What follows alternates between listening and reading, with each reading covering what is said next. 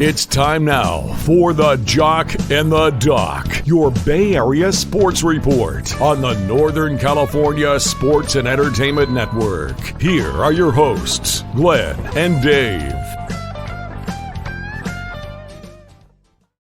Welcome into it. It's Dave and Glenn. Whoa. Did Dave quit? Where's the Doc? It's Carter Kim. Dave was on assignment today, so we got Carter Kim stepping up to the plate. He is going to be joining us for the next 20 minutes or so. The morning edition of the program, the Jock and the Doc, and Northern Lights Entertainment Production. All right, Carter, you know the drill. We're going to be talking Bay Area sports, take a look around Major League Baseball, some football, that kind of jazz. Let's jump right into it. It's 2 in a row in Baltimore. Did you see San Francisco picking up another win yesterday, 5-3, Birdsong winner? I was kind of befuddled last night on Giant Sports Talk Live. Glenn, it's honestly shocking because I did not expect this really mediocre team to be one of the best teams in baseball, but hey, here we are. Sometimes some bizarre stuff can happen in baseball. That's the fun of baseball, in my opinion, that some of the most bizarre, chaotic, and insane things can happen. And I really do enjoy when, a team that's really bad can beat a team that's really good. There's more comedy value that way. But it is good to see the guys playing well, and I'm hoping that we can continue that tomorrow. Maybe sweep. You never know, but let's see how this goes. One thing I've said to Dave Patrician, and I know you've heard me say it on the program with Eric. Will the real Giants stand up? You never know who's gonna perform. They put Conforto into the cleanup spot. The guy goes 3 for 4, scores 2, had an RBI. That's not what I expected. No, it's never what you expect with this team, is it? Although I don't even want to see Conforto in there. You, I believe, are on the bandwagon as well. We want to see the youth. We want to see the youth. I mean, what's better than young spirit? What's better than a bit of youthful spirit and a bit of energy that this team needs? I mean, I wanted to see Encarnacion be the DH most of all, because I thought when I watched him, he has really good bat control, and I think that whenever I watch Michael Conforto, I think this guy's only proficient in whiffing. But I'm really hoping that he gets more time, that Luciano gets more time, that this team can, develop slowly but surely. But, again, this is spoiler. We're just trying to play spoiler for a lot of teams. Right now we're playing spoiler for the O's, who are trying to compete with the Yankees for the AL East. So, let's just keep playing spoiler. Let's see if we can annoy the Royals in next series. Yeah, I'll tell you what, this is turning out to be an eventful week when you've got the San Francisco 49ers with a 10-0 win in Baltimore, which is a hell of a shocker. Then you've got last night's 5-3 final, and then they go for, dare I say, a sweep with Logan Webb, 12-11 up against Zach Eflin.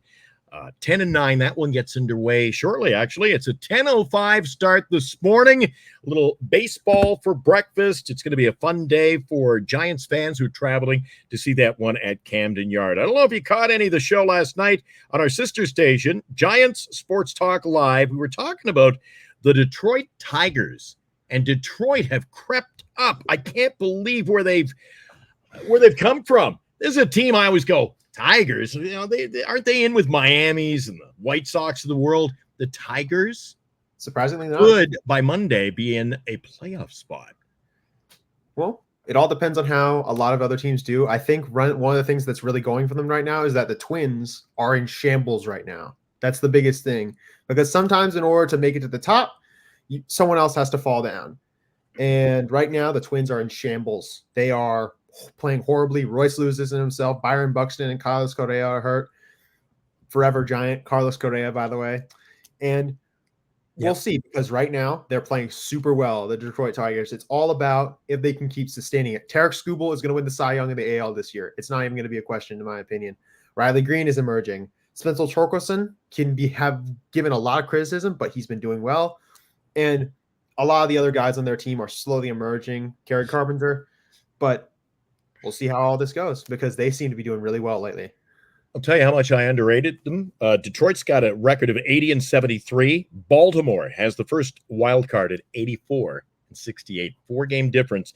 And I mentioned they could by Monday be in first place, or not first place, but in a playoff spot.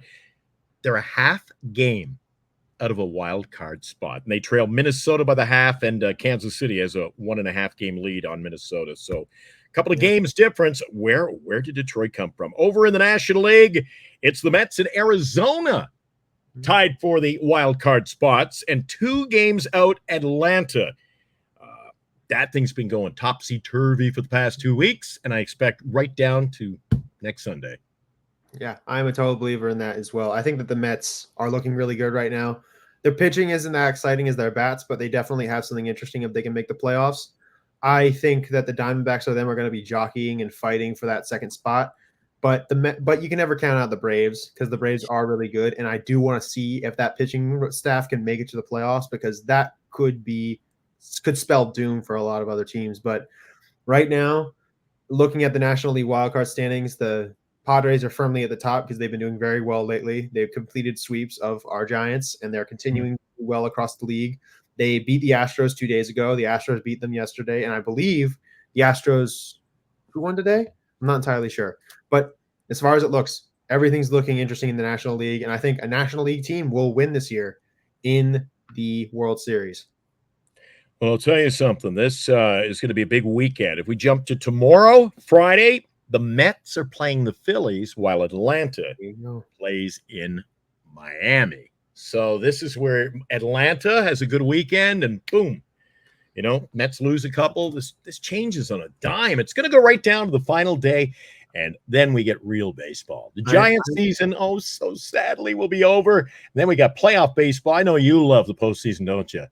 Who doesn't love playoff baseball? It is the most perfectly chaotic thing I've ever watched in my life. There is especially day one, Carter. Day one, you got a game at like noon, and then 3, and then 6. They're all just one after another. TBS always gets a game. You get one on ESPN. I love it. I love being able to just. And they're meaningful. They are meaningful. Like, when was the last time we, as Giants fans, got to say that we watched meaningful baseball? That is true. I mean, I think actually a few days ago when we watched the San Diego Padres, or today when we watched the Orioles. But I mean, looking at the National League, it's going to be so fun to watch playoff baseball. It's going to be so interesting because it's going to be chaos, I think, because every single team in the National League is so close to one another, in my opinion. The Phillies and the Dodgers are so close. The Brewers are close to them too. The Padres are close to the Brewers, and it's just so perfect because if one team can just catch fire in a bottle, we will see how it all plays out, especially in the NLCS. Yeah, bright and early. It's the Jock and The Doc morning show, a Northern Lights Entertainment production here on the Northern California Sports and Entertainment Network. My name is Glenn. Dave is nowhere to be found. Actually, Dave, he didn't quit. He's on assignment, so Carter Kim is in as our special guest host. And coming up tonight, Carter, week 3, NFL season gets underway. You've got Rodgers and his Jets, who had a tough outing in week 1 against the Niners. They're going to take on the upstart, I'll call them, upstart New England Patriots at 1-1. Both clubs are looking for their second win of the year. What are you expecting that? Are you a big NFL guy? I mean, I'm a big NFL guy. I love watching the NFL. I love watching a lot of people who talk about the NFL, and whether it's on mainstream news, ESPN, or just content creators on the internet. But one of the things that I know about Thursday Night Football, it's horrible.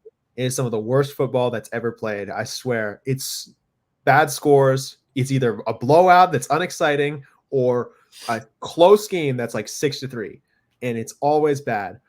And considering that these two teams are very defensively minded and that they're not really going to let offense go in that game, it's definitely going to be a game where it's going to be so close, but it's going to be a horrible score and no one's going to have fun. So I think it's going to be interesting, though, because those two teams are serious now, especially with Gerard Mayo, who is the new coach of the Patriots. He looks to be doing a really good job. I think he's filled in well for Bill Belichick.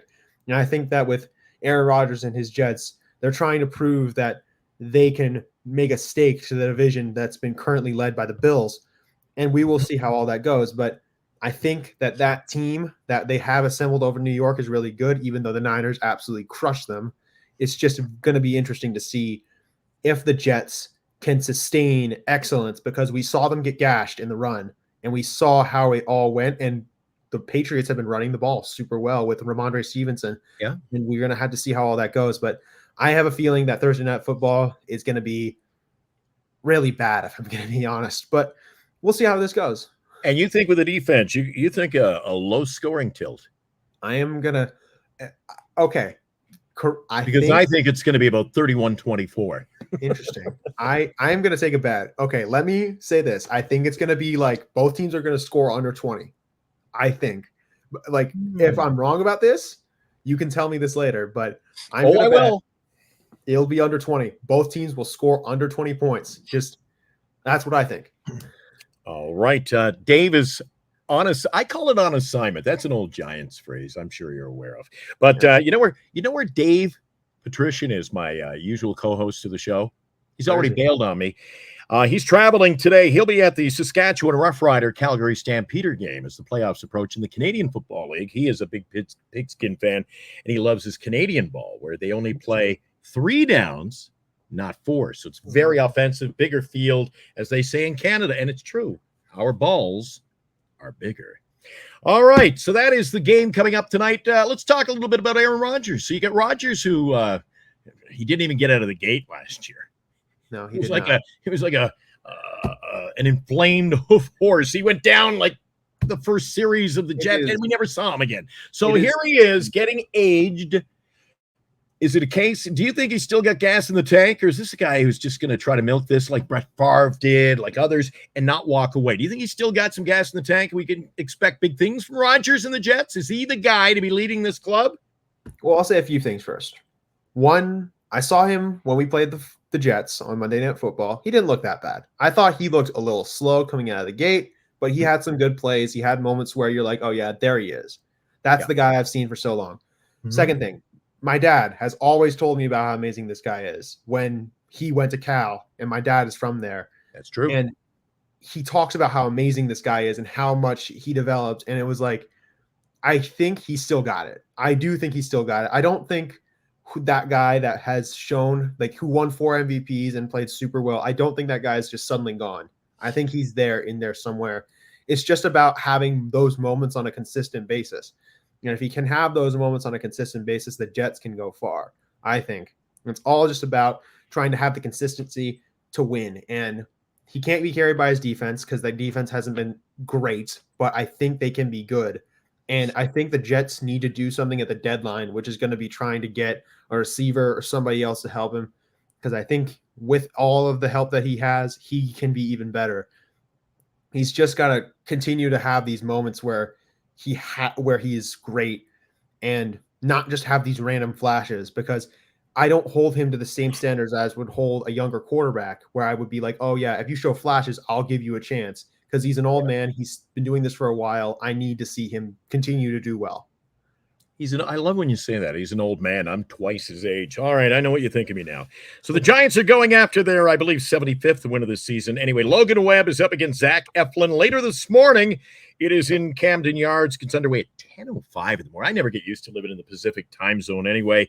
I'm sure you're going to be talking about that coming up this afternoon in Carter's Corner. What other topics? Maybe some NFL too? What do you got coming up on your show? Well, there's going to be a lot coming up. I'm going to be talking about how Talanoa Hufanga is going to be coming back for the San Francisco 49ers after a horrific ACL injury against the Buccaneers last year. He's going to be returning. It's going to be nice to have him back because he is an absolutely class safety when he is healthy, and we're going to need him, especially with the upcoming season. It is nice that how the 49ers have lost already, because I think last year when we were undefeated, we had this sort of cockiness to us, and we continued to carry ourselves that way. And then we lost to the Browns and we sort of fell off a cliff. And now that we've made a loss, or we've had a loss, we can get into a mentality of, okay, let's just try and finish the season out, because at the end of the day, this regular season doesn't matter until January for the 49ers. Yeah. All right. So you're somewhat confident in a win. Cooper Kupp is out. This game has, it has all the billings of a blowout. Could be a trap game. Are you confident? A wise man once called days like this the injury bowl. It is the injury bowl because the Rams are injured to hell. Puka Nacua and Cooper Kupp are both out. Their run game for the Rams is horrible. The 49ers are also injured. Deebo Samuel has been injured, along with putting Christian McCaffrey on IR as well. Ricky Pearsall still has a couple more weeks before he's fully cleared to play. And it is going to be interesting to see how we do. Brandon Ayuk and George Kittle will be getting more touches in that game.